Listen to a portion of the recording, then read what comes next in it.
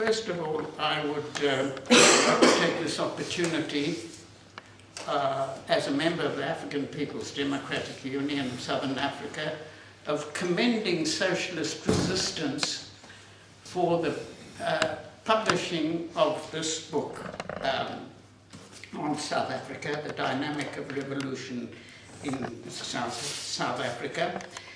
It says much for their internationalism, and they've previously published other books such as the White Supremacy in, it's the memoirs of Leonard Nikani on white supremacy in South Africa. And secondly, I'd like to say the African People's Democratic Union of Southern Africa is affiliated to the Democratic Left Front, which is a front of organizations in South Africa which are involved in the struggle against oppression in South Africa, and they have a wide range of organizations coming from all the sections in South Africa. And of course Neil will know much more about it than I do, because I haven't been to, I have unfortunately not been back very recently. Now, I'm going to have my notes here because my memory is not too good, but I want to start off by talking about this book, which is the writings and speeches of I.B. Tabata, and it's edited by Dora Taylor, and it covers a period from 1943 to 1969. 43 was the year that the unity movement of South Africa was established. Tabata became president of the unity movement of South Africa in 1964 until his death in exile in Zimbabwe in 1990. Both Tabata and Dora Taylor were members of Revolutionary Marxist Party in South Africa in the 1930s. That Workers' Party was called the Workers' Party of South Africa. And that Workers' Party of South Africa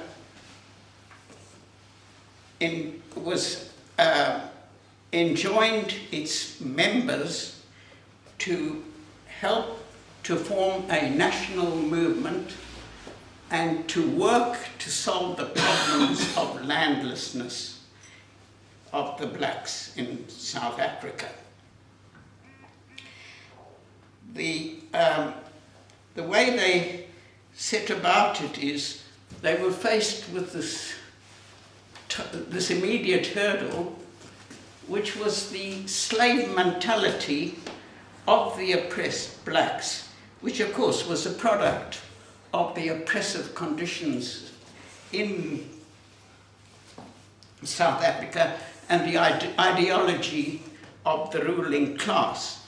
Now they focused their attention on the inferior institutions which were supposed to be representative of the oppressed blacks in South Africa. These we call dummy institutions which had no power whatsoever. For example, a Native Representative Council, as it was called, which was supposed to be the same as a parliament. The advisory boards in the towns, which was supposed to be like a city council, and then the bungas in the rural areas, which was supposed to be rural councils, and these these institutions, the ruling class tried to encourage the blacks to operate these, but the first thing that the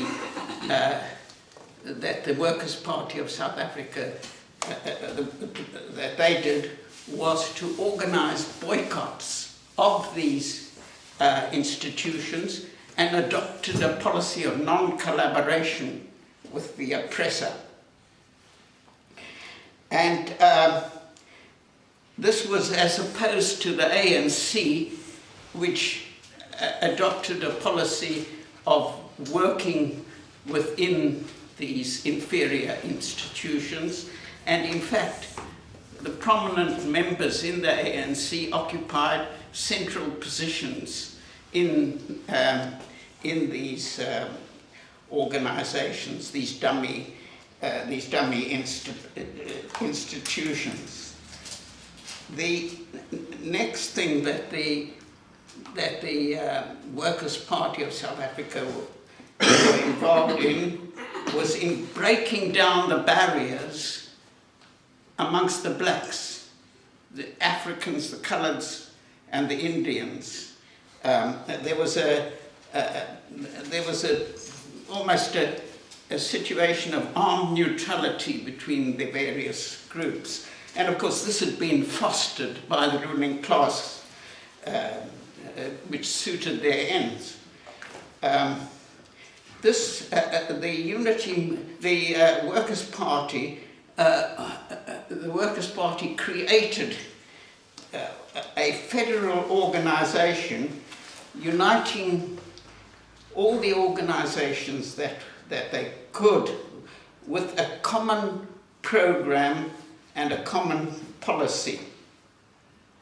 Now, this common program and policy was open to all the blacks, African, coloured, and South Africans of Indian extraction. This was unlike the ANC, which had a clause in its constitution which it was reserved only for Africans.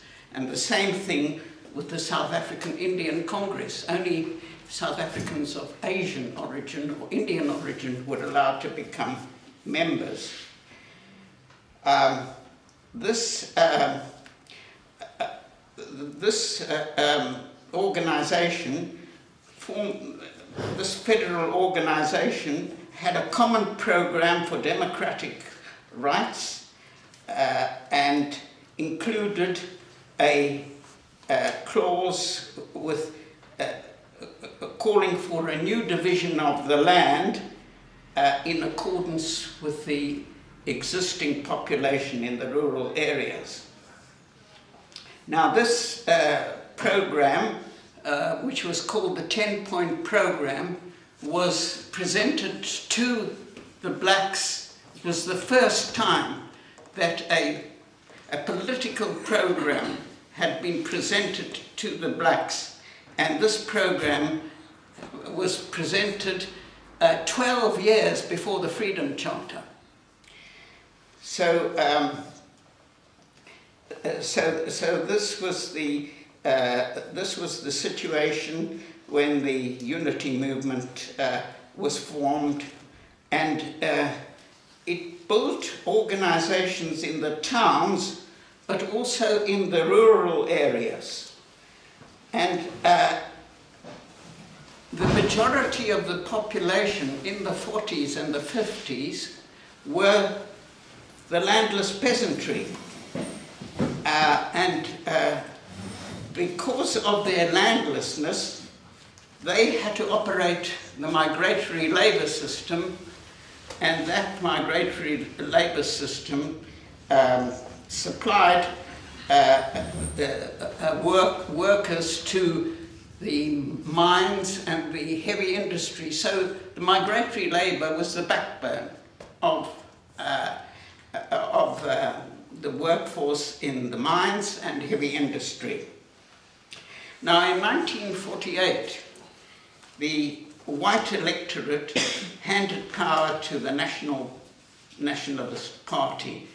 The Nationalist Party was influenced by Nazi ideology, and it represented the all classes of Afrikaners, from the bourgeoisie to the workers. And the first thing they did, of course, was to increase the oppression of the blacks, and they intensified the segregation by intensified residential and occupational segregation by introducing the Group Areas Act. Now, this policy was defined as apartheid. Now, apartheid in Afrikaans means separateness, and it's in essence, it's the same as the segregation policy pursued by the previous regimes, the previous racist regimes. This attack on this attack, as I say, on the blacks was called the apartheid policy. The ANC,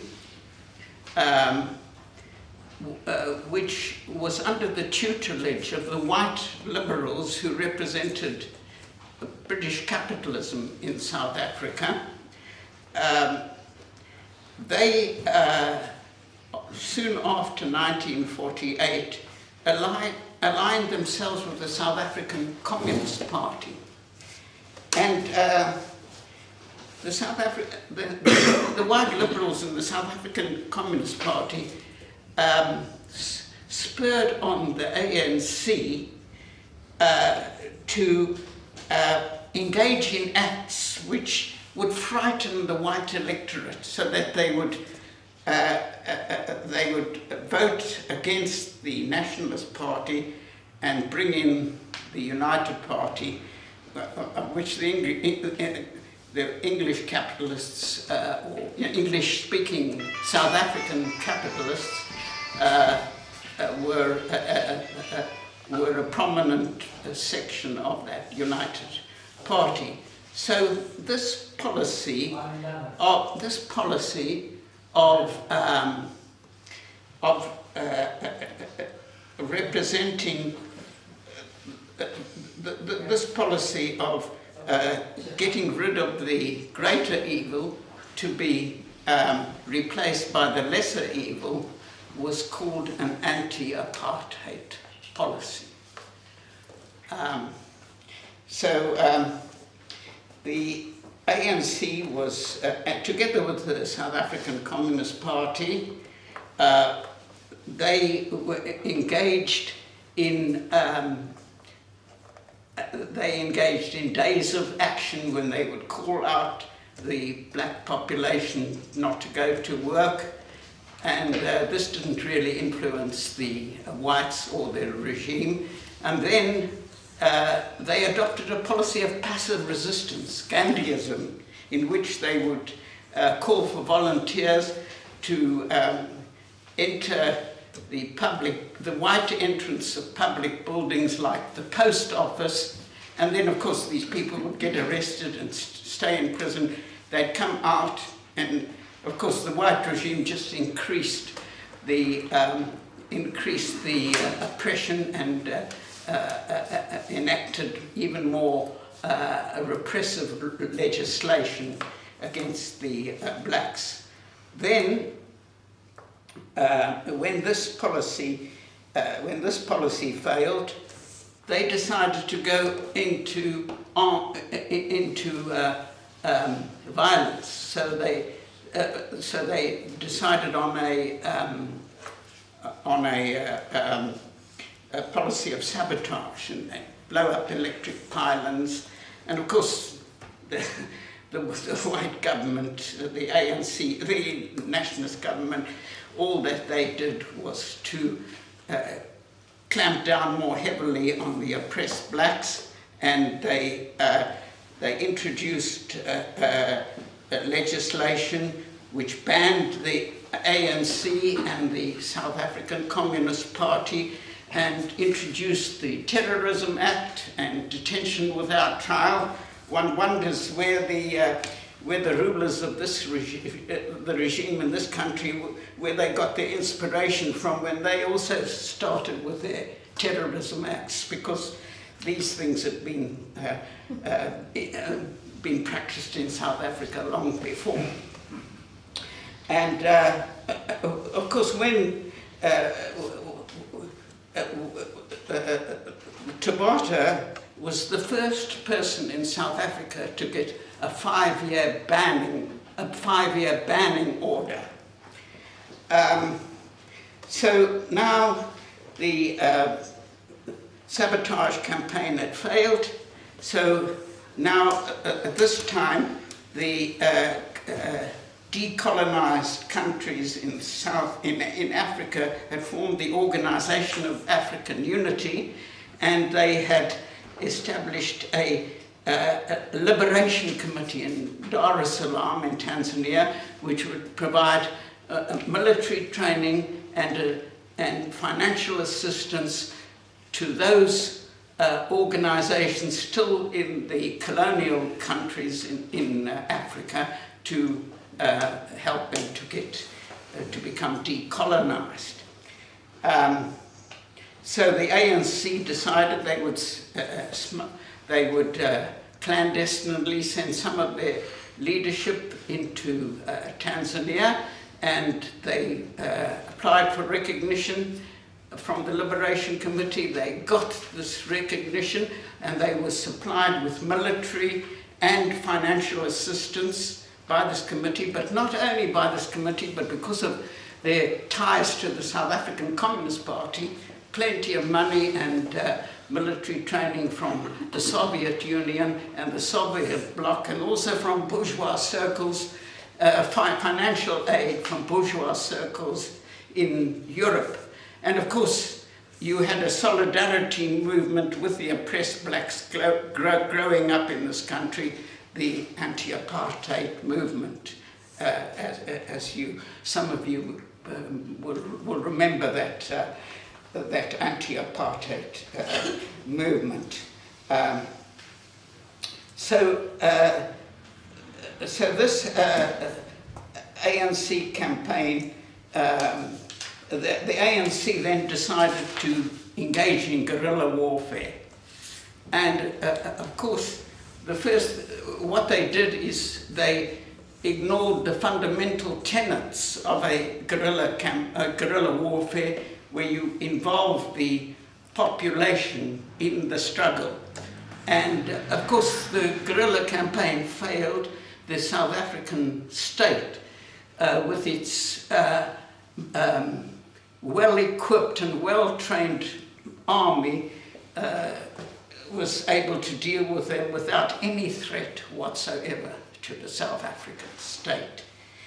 Now, while the ANC was involved in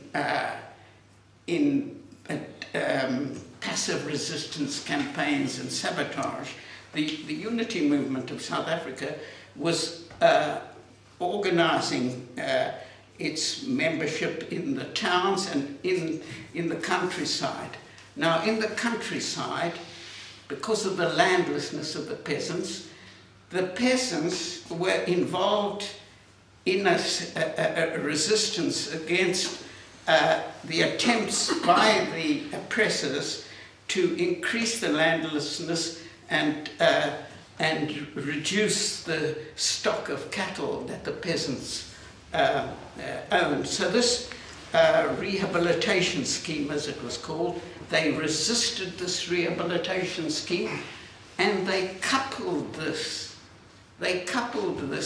with a boycott of the inferior institutions, the Native Representative Council, and the bungas. Now, they had learnt that they would not get land unless they had political rights. Now this rise in the political consciousness was demonstrated when they accepted the slogan of land and liberty. There were rebellions all over South Africa in the peasant areas. There was the rebellion in Sekakuni land, and there was the Ponderland rebellion. And three or 4 months after Sharpeville, there were peasants in Ponderland who were mowed down by the South African police at a place called Nguza Hill. 20 peasants were killed, many were wounded, and many were imprisoned. After the Nguza Hill episode, the peasants from Ponderland approached the leadership of the Unity movement and asked if they could supply arms to them so that they could conduct an armed struggle against their oppressors. The Unity movement leadership said there's no point in engaging in an armed resistance if there is no national political force which is aiming for power. So that was the situation. In the early 1960s, the leaders of the Unity movement,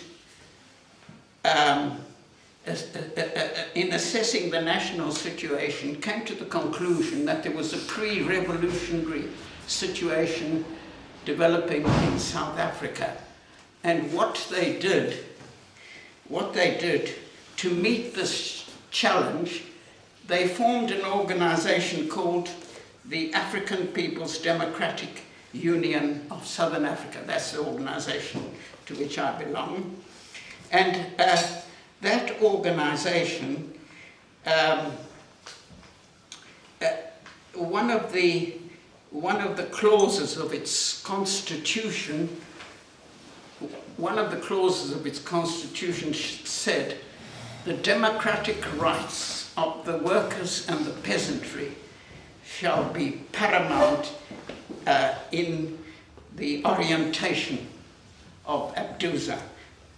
None of the other organizations of the Unity movement had this clause. This clause was specific to the Abduza.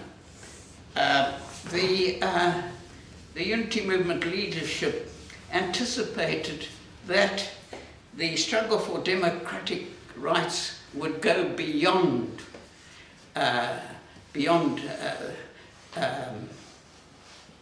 political rights. They proceeded to organize in the towns and the country. They did get a lot of support in the towns, but much more so in the countryside.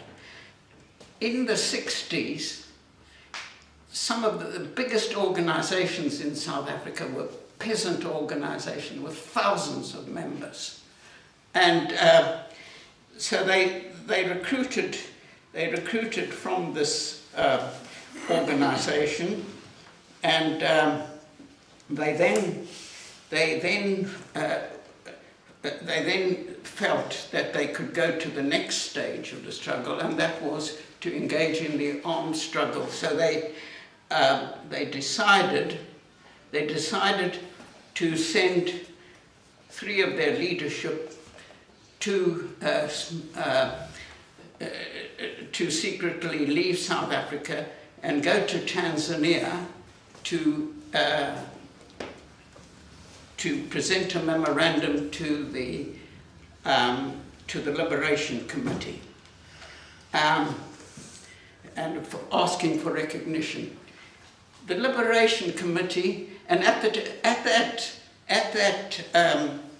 meeting, the ANC and PAC representatives opposed the unity movement's application, and they were very vocal against it.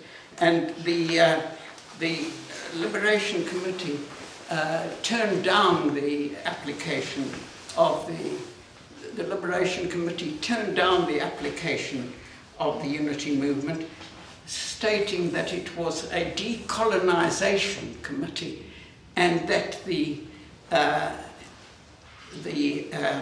aspirations of the unity movement for a social transformation in South Africa did not fall within its purview.